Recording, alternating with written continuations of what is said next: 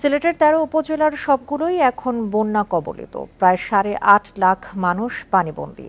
সবচেয়ে বেশি প্লাবিত কোম্পানিগঞ্জ, গোয়াইনঘাট ও কানাইঘাট উপজেলার গ্রামীণ সড়ক ডুবে যাওয়ায় যোগাযোগ বিচ্ছিন্ন। তলিয়েছে ফসল, ভেসে গেছে পুকুরের মাছ। গরু মহিষ নিয়ে আশ্রয় কেন্দ্রে অনেকেই।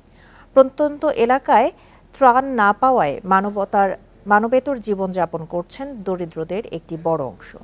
এখন জন্ম সনদ দিয়ে খোলো বিকাশ স্টুডেন্ট অ্যাকাউন্ট।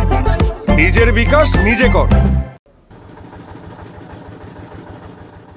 চারপাশে বিস্তীর্ণ জলরাশি, মাঝখানে ছোট্ট একটা দ্বীপের মতো বালির ঢিবি। ঘরবাড়ি ডুবে যাওয়ায় এখানে পলিথিন বা চাটাইয়ের তাঁবুতে আশ্রয় নিয়েছে ২০টি পরিবার। ৪০ জন মানুষের সাথে একই ছাদের নিচে আশ্রয় পেয়েছে গৃহপালিত প্রাণীরাও। কোম্পানিগঞ্জ উপজেলার শিমুলতলা আদর্শ গ্রামে কমপক্ষে ১,০০০ মানুষের বসবাস। ঈদের আগের দিন থেকে হঠাৎই উজানের ঢলে নেমে আসে দুর্যোগ। পানির নিচে তলিয়ে যায় ঘরবাড়ি। পরিস্থিতি এতটাই খারাপ যে ঈদ উদযাপন নয়, বেঁচে থাকার লড়াইয়ে তারা।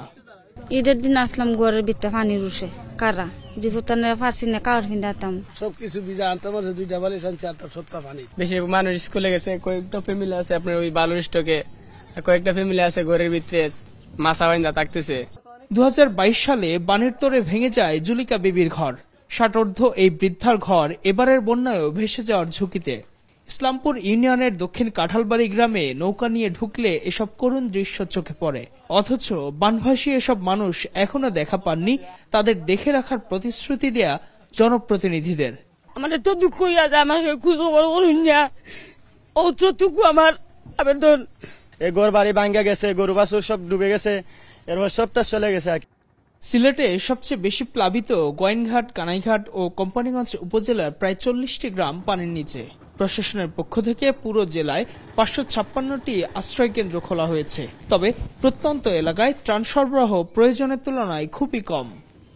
সালে সালে লাগিয়েছে পানি, ওফারও কইয়া তো এই জায়গায় আইছি। চেয়ারম্যান আইছে না, কেউ কোনো খবর নিছে না। আমরা বাদা লাকড়ি দেওয়া অনেক কষ্ট করিয়া রান্না বাড়া করে। অবশ্য জনপ্রতিনিধিদের দাবি, ত্রাণ তৎপরতায় চেষ্টার কোনো ঘাটতি নেই। ইউনিয়ন পরিষদের চেয়ারম্যান মহোদয় যারা আছেন তাদের প্রত্যেককে আমরা তাদের টিমের মাধ্যমে, আমাদের ইউনিয়ন পরিষদের সদস্য যারা আছে তাদের মাধ্যমে আমরা দায়িত্ব দিয়ে দিয়েছি। আগামী কয়েকদিন ভারী বর্ষণের পূর্বাভাস থাকায় বন্যা পরিস্থিতির আরও অবনতির আশঙ্কা করছে জেলা প্রশাসন। Ijazur Rahman, independent news, Sylhet.